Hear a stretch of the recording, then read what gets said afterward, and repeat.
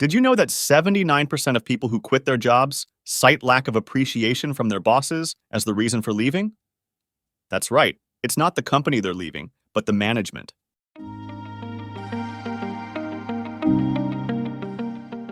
In today's fast-paced world, finding and retaining top talent is more challenging than ever. But the key to keeping quality workers might be simpler than you think. It starts with recognition. Employees want to feel valued and acknowledged for their contributions. Simple gestures of appreciation can go a long way. When my work is recognized, I feel motivated to do even better. It's not just about the paycheck. It's about feeling like a vital part of the team. But appreciation alone isn't enough.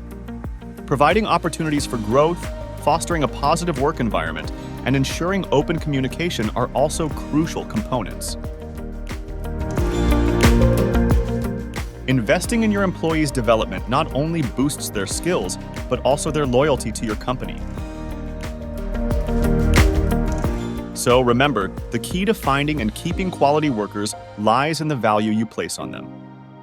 Recognize their efforts, invest in their growth, and watch your company thrive. Unlock the potential of your workforce because when they grow, you grow.